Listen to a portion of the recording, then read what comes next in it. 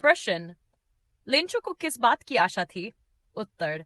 Lencho को आशा थी कि भगवान उसकी मदद करेंगे। उसे विश्वास था कि भगवान उसे 60 पैसों भेजेंगे ताकि वह अपनी फसल दोबारा बो सके और अपने परिवार का पालन पोषण कर सके।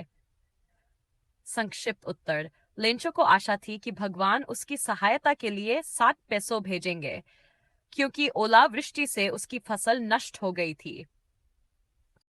प्रश्न। लेंचो ने वर्षा की बूंदों को नए सिक्कों जैसा क्यों कहा? उत्तर। लेंचो ने वर्षा की बूंदों की तुलना नए सिक्कों से की क्योंकि उसे विश्वास था कि वर्षा उसकी फसलों के लिए वरदान साबित होगी। वह खुश और आशावान था कि वर्षा उसकी खेती में अच्छी पैदावार लाएगी। संक्षिप्त उत्तर। लेंचो ने वर्षा की बूंदों को नए सिक्कों जैसा कहा क्योंकि उसे लगा कि वर्षा उसकी फसलों के लिए समृद्धि और अच्छी फसल लेकर आएगी। प्रश्न। बारिश में क्या परिवर्तन आया? लेंचो के खेतों का क्या हुआ? उत्तर। बारिश धीरे धीरे एक भयंकर ओलावृष्टि में बदल गई। तेज हवाओं के साथ बड़े बड़े ओले गिरने लगे। लगभग 1 घंटे तक हुई ओलावृष्टि ने लेंचो की पूरी फसल नष्ट कर दी। मक्की की फसल बर्बाद हो गई, पौधों के फूल झड़ गए और खेत ऐसे दिखाई देने लगे मानो उन पर नमक बिछा दिया गया हो। संक्षिप्त उत्तर। बारिश ओलावृष्टि में बदल गई और लेंचो के खेत पूरी तरह नष्ट हो गए। प्रश्न। ओलावृष्टि रुकने पर लेंचो की क्या भावनाएं थीं? उत्तर। ओलावृष्टि रुकने के बाद लेंचो बहुत दुखी और निराश था। उसकी पूरी फसल नष्ट हो चुकी थी। अपने बर्बाद खेतों को देखकर उसे चिंता हुई कि उसका परिवार भूखा रहेगा और उसकी सारी मेहनत व्यर्थ हो गई। संक्षिप्त उत्तर। ओलावृष्टि रुकने पर लेंचो बहुत दुखी था क्योंकि उसकी फसल पूरी तरह नष्ट हो गई थी। लेंचो को किस पर विश्वास था? उसने क्या किया? उत्तर। लेंचो को भगवान पर पूर्ण विश्वास था। उसे विश्वास था कि फसल नष्ट होने के बाद भगवान उसकी सहायता करेंगे। इसलिए उसने भगवान को एक पत्र लिखा और अपनी खेती फिर से शुरू करने तथा परिवार का पालन पोषण करने के लिए 60 पैसों मांगे। संक्षिप्त उत्तर। लेंचो को भगवान पर विश्वास था। उसने भगवान को 60 पैसों मांगते हुए एक पत्र लिखा। पत्र को किसने पढ़ा? उत्तर। सबसे पहले पत्र को डाकिये ने पढ़ा। भगवान के नाम लिखा पत्र देखकर वह आश्चर्यचकित हो गया। फिर उसने वह पत्र पोस्टमास्टर को दिखाया, जिसने भी उसे पढ़ा और लेंचो के विश्वास से प्रभावित हुआ। संक्षिप्त उत्तर। पत्र को डाकिये और पोस्टमास्टर ने पढ़ा।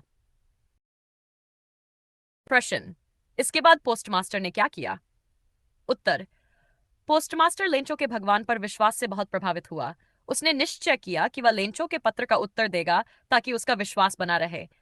उसने अपने कर्मचारियों और मित्रों से धन इकट्ठा किया तथा अपनी तनख्वाह का भी एक हिस्सा दिया। फिर उसने वह धन लेंचो को एक लिफाफे में भेजा जिस पर भगवान लिखा था। संक्षिप्त उत्तर। पोस्टमास्टर ने धन इकट्ठा करके लेंचो को भगवान के नाम से भेज दिया। प्रश्न। क्या लेंचो को अपने लिए पैसे वाला पत्र पाकर आश्चर्य हुआ? उत्तर।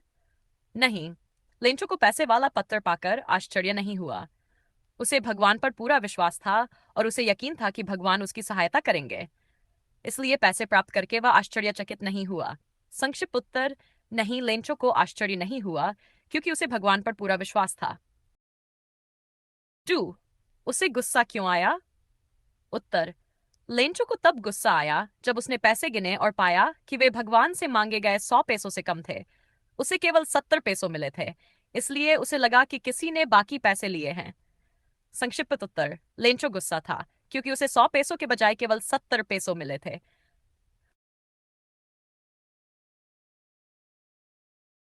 दिए गए शब्द बॉक्स से गेल, व्हर्लविंड, साइक्लोन, हरिकेन, टोर्नेडो, टाइफून। उत्तर 1। एक भयंकर उष्णकटिबंधीय तूफान जिसमें तेज हवाएं गोलाकार गति में चलती है, साइक्लोन। चक्लोन। अत्यंत तेज हवा, प्रचंड तेज हवा। थ्रीड। बहुत तेज हवाओं वाला भयंकर उष्णकटिबंधीय तूफान, टाइफून। सार। एक भयंकर तूफान जिसका केंद्र फनल के आकार के बादल जैसा होता है। पायद। बहुत तेज हवाओं वाला भयंकर तूफान, चाहे विशेष रूप से पश्चिमी अटलांटिक महासागर में, हरिकेन। 6। एक बहुत तेज हवा जो घूमती हुई गति से चलती है और बहुत नुकसान पहुंचाती है, व्हर्लविंड। अंतिम भरे हुए उत्तर। साइक्लोन। 2. गेल, प्रचंड तेज हवा। Typhoon. Typhoon, tornado. 5. Hurricane. 6. Whirlwind, चरवाती हवा. The heading reads, match the sentences in column A with the meanings of hope in column B.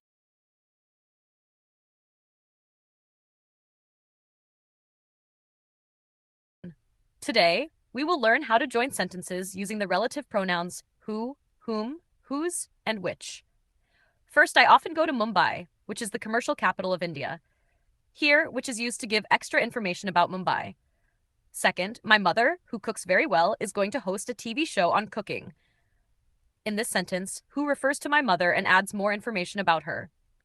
Third, these sportspersons, whose performance has been excellent, are going to meet the president. The word whose shows possession and tells us that the excellent performance belongs to the sportspersons. Fourth, Lencho prayed to God, whose eyes see into our minds. Again, whose is used to show possession, referring to God's eyes. Finally, this man, whom I trusted, cheated me. Here, whom refers to the man who was the object of my trust. These examples show how relative pronouns help us combine two sentences into one, making our writing clearer, smoother, and more informative.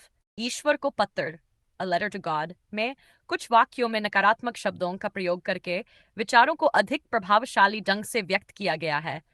सबसे पहले, पेड़ों के सभी पत्ते झड़ जाने के विचार को इस प्रकार व्यक्त किया गया है. पेड़ों पर एक भी पत्ता नहीं बचा था. यहाँ नहीं शब्द इस बात पर जोर देता है कि पेड़ों का हर एक पत्ता गिर चुका था. दूसरे, पत्र स्वयं भगवान को संबोधित था. इस विचार को इस प्रकार व्यक्त किया गया है. वह भगवान को लिखा गया पत्र ही था.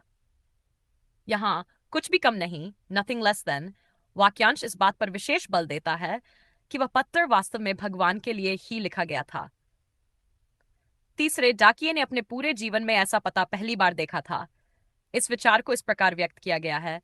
एक डाकिये के रूप में अपने पूरे जीवन में उसने ऐसा पता कभी नहीं देखा था. यहाँ कभी नहीं, नेवर, शब्द इस बात पर जोर देता है कि उसने पहले ऐसा पता कभी नहीं देखा था. इस प्रकार नहीं, नॉट, कुछ भी कम नहीं, नथिंग लेस देन, और कभी नहीं, नेवर जैसे नकारात्मक शब्दों का प्रयोग विचारों को अधिक प्रभावशाली और जोरदार बनाने के लिए किया गया है. रूपकों का वर्णन.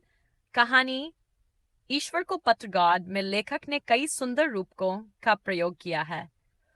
रूपक किसी वस्तु या व्यक्ति की तुलना दूसरी वस्तु से करके उसकी विशेषता को प्रभावशाली ढंग से व्यक्त करता है. सबसे पहले, बादलों की तुलना विशाल पर्वतों से की गई है. इससे बादलों के विशाल आकार और फैलाव को दर्शाया गया है. दूसरे, वर्षा की बूंदों को बादलों के खजाने से निकले हीरो, डायमंड्स के समान बताया गया है. यह उनकी चमक, सुंदरता और मूल्यवान होने का संकेत देता है. तीसरे, ओलेल स्टोन्स की तुलना गुलेल से निकले कंकड़ों, पेबल्स से की गई है. दोनों छोटे, कठोर और गोल होते हैं, इसलिए यह तुलना उपयुक्त है. चौथे, टिडलोकिस्ट्स को एक सेना एंड आर्मी के समान बताया गया है. जिस प्रकार सेना बड़ी संख्या में एक साथ आगे बढ़ती है, उसी प्रकार टिड्डियां भी झुंड बनाकर फसलों को नष्ट कर देती हैं. पांचवें, ओलावरस्टॉर्म की तुलना एक महामारी एपिडेमिक से की गई है. जैसे महामारी बेहद तेजी से फैलकर भारी नुकसान पहुंचाती है, वैसे ही ओलावृष्टि भी थोड़े समय में फसलों को बर्बाद कर देती है. अंत में, लेंचो को एक बैल जैसा आदमी, an ox of a man, कहा गया है. यह उसकी ताकत, मेहनत और परिश्रम को दर्शाता है, क्योंकि बैल को शक्ति और कड़ी मेहनत का प्रतीक माना जाता है. इस प्रकार लेखक